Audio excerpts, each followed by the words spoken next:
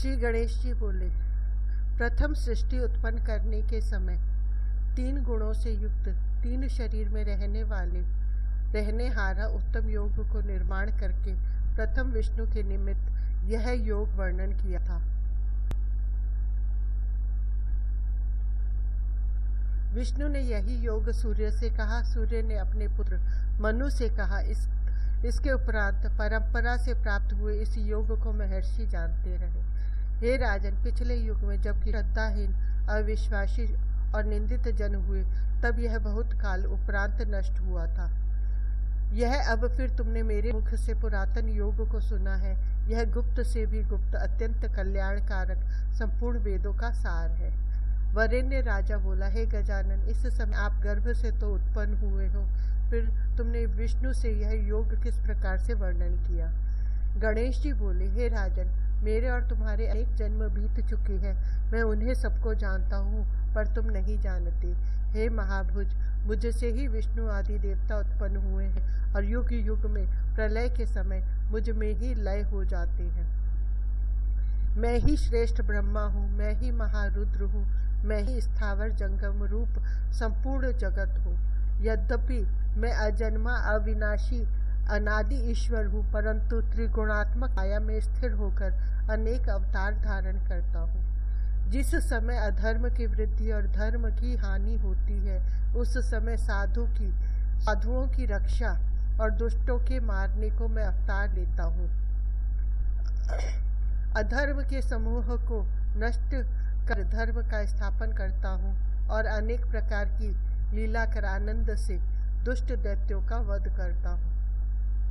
अनेक रूप धारण कर वर्ण, आश्रम और साधुओं को पालन करता हूँ। इस प्रकार से जो युग युग में मेरी दिव्य विभूति को जानते हैं, उन मेरे कर्म, वीर्य और रूप का सेवन करता हुआ अहंकार और ममता बुद्धि त्याग न करे तो मुक्त हो जाता है। इच्छा रहित, निर्भय, क्रोधहीन, मुझ में ही भाव और मेरी ही उपासना करने हारे विज्ञान और तपस्या से शुद्ध होकर अनेक प्राणी मुझको प्राप्त हो गए हैं। श्रेष्ठ जन मुझे जिस जिस भाव से सेवन करते हैं, मैं अविनश्वर प्रत्यक्ष उनको वैसा वैसा ही फल देता हूँ। हे राजन, जिस प्रकार से दूसरे लोग भी मेरे अनुयायी हो जाएं, इसी प्रकार का व्यवहार वे अपने तथा दूसरे मनुष्यों में करते हैं। और जो कर्मों के फल प्राप्त होने की इच्छा से देवताओं की उपासना करते हैं, उन कर्मों के अनुसार उनको शीघ्र सिद्धि प्राप्त होती है।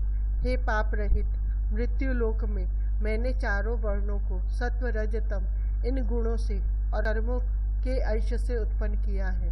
यद्यपि मैं इनका करता हूँ, परंतु पंडित जन मुझे अकर्ता जानते हैं। अनादि ईश्वर नित्य कर्मों के गुणों से अलिप्त मानते हैं। जो मुझे इच्छा रहित जानता है, उसको कर्म बंधन नहीं होता। इस कारण पूर्व में मुमुक्षु जन यह विचार कर कर्म करते थे। वासना से युक्त जो कि संसार का दृढ़ कारण है, यही अज्ञान का बंधन है। इसे जानकर प्राणी मुक्त होता है।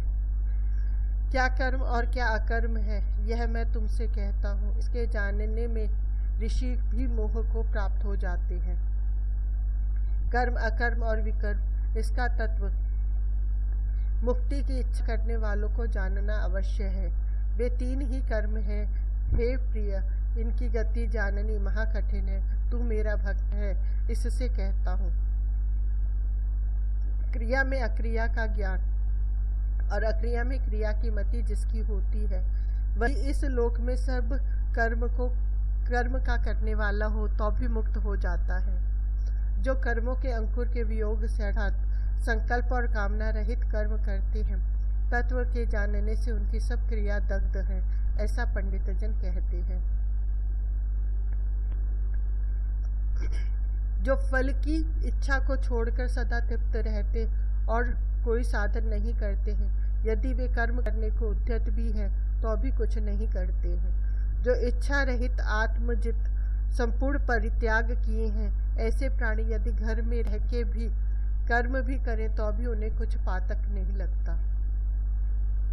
द्वंद्व और मत्सरहीन होकर सिद्धि असिद्धि में समान दृष्टि रखते हैं। जो प्राप्ति हो उसी में संतुष्ट रहते हैं। ऐसे प्राणी कर्म करने से भी लिप्त नहीं होते हैं। संपूर्ण विषयों से मुक्त ज्ञानवान भी यदि यज्ञ के निमित्त कर्म करे तो वह कर्म उसे बाधक नहीं होते, लीन हो जाते हैं। अग्नि, होम का द्रव्य, हवन करने हारे और जो आहुति मुझे अर्पण की जाती है वह सब ब्रह्म रूप है। इसे ब्रह्म स्वरूप से देखकर जो हवन करता है और ब्रह्म के ही अर्पण करता है वह ब्रह्म रूप कर्म की समाधि से ब्रह्म ही को प्राप्त होता है। कोई योगी देवज यजन को यज्ञ कहते हैं, कोई ब्रह्म रूप अग्नि में यज्ञ रूप उपाय से यज्ञ करने को यज्ञ मानते हैं। हे राजन, कोई योगी संयम रूप अग्नि में श्रोत्र आदि इंद्रियों को हवन करते हैं, कोई इंद्रिय रूपी अग्नि में शब्द आदि को की आहुति देते हैं, और कोई ज्ञान में जलती हुई आत्म संयम रूपी योग अग्नि में संपूर्ण इंद्रिय कर्म और प्राणों का हवन करते हैं, अर्थात इनकी क्रिया आत्मा में लय कर देते हैं। कोई द्रव्य यज्ञ का अनुष्ठान कर दान तपस्या, कोई स्वाध्याय से, कोई महात्मा तीव्र व्रत से, कोई ज्ञान से मेरा यजन करते हैं। दूसरे कोई पुरख से प्राणवायु में अपान को और रेचक से प्राण को अपान में हवन करते हैं, और कुंभक के अनुष्ठान से प्राणपान की गति को रोककर प्राणायाम परायण होते हैं। दूसरे नियत आहार होकर इंद्रियों की वृत्ति को पांचों प्राणों की आहुति देते हैं। इस प्रकार अनेक प्रकार के यज्ञ कर यज्ञ द्वारा पापों का नाश करते हैं। इस प्रकार से जो नित्य ही यज्ञ से बचे हुए पदार्थ को भोजन करते हैं वे नित्य ब्रह्म को प्राप्त होते हैं।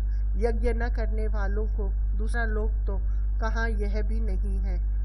हे राजन, ब्रह्म के सुख में मन वचन कर्म के बहुत प्रकार के यज्ञ वर्णन किए हैं। उन्हें क्रिया से उत्पन्न और क्रिया रहित तो आत्मा ले न होने वास्य जानो, ऐसा जानकर संसार से मुक्त होगे। हे राजन, सब यज्ञों में ज्ञान यज्ञ श्रेष्ठ है। जिस मोक्ष साधन ज्ञान यज्ञ में सब कर्म क्षीण हो जाते हैं। हे पुरुष श्रेष्ठ, उस ज्ञान यज्ञ को सत्पुरुषों की सेवा और प्रश्न से प्राप्त करो। तत्व जानने वाले शुश्रूषा से उसको कहेंगे। जो मनुष्य अनेक प्रकार की संगति करता है पर एक साधु की संगति नहीं करता, वह संसार में बंधन को प्राप्त होता है। सत्संग से गुण की प्राप्ति और आपदा का नाश होता है। इस लोक और परलोक में अपना कल्याण प्राप्त होता है। हे राजन, और जो सब सुलभ है परंतु सत्संग बड़ा दुर्लभ है, जिसके जानने से फिर संसार में नहीं आता, इस कारण उसका जानना अवश्य है।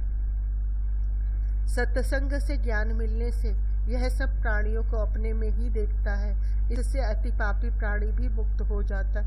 जिस प्रकार से प्रसिद्ध जलती अग्नि सब लकड़ियों को क्षण में भस्म कर देती है, इस प्रकार ज्ञान अग्नि में पाप पुण्य दोनों प्रकार के कर्म नष्ट हो जाते हैं। हे राजन, ज्ञान की समान और कोई वस्तु पवित्र नहीं। योग सिद्ध महात्मा उस ज्ञान को काल उपस्थित होने पर स्वयं ही प्राप्त करता है। भक्तिमान इंद्रिय जीतने में तत्पर पुरुष ही ज्ञान को प्राप्त कर सकता है, और ज्ञान प्राप्त होने से थोड़े समय में ही मुक्ति को प्राप्त हो जाता है। और जो भक्तिहीन श्रद्धा रहित सर्वत्र संदिग्ध चित्त है, उससे कल्याण की प्राप्ति नहीं और दोनों लोक की प्राप्ति नहीं, क्योंकि उसे ज्ञान ही नहीं। जो आत्मज्ञान में रत है, जिन्होंने ज्ञान से सब संदेह दूर किए हैं, वे हे राजन, उस योग में स्थित पुरुषों को कर्म नहीं लगते, कारण कि उन्होंने योग से वे कर्म नष्ट कर दिए हैं। इस कारण ज्ञान रूप खड़ग से मन के अज्ञान से उत्पन्न हुई संशय को बल से काटकर मनुष्य को योग का आश्रय लेना उचित है। ओम तत्सदिति। श्रीमद् गणेश गीता सूपनिषद अर्थ गर्भासु योगामृतार्थ शास्त्रे श्री गणेश पुराणे श्री गजानवर वरेण्य संवादे पंडित ज्वाला प्रसाद मिश्र कृत भाषा टीकायाम विज्ञान प्रतिपादनो नाम तृतीय अध्याय।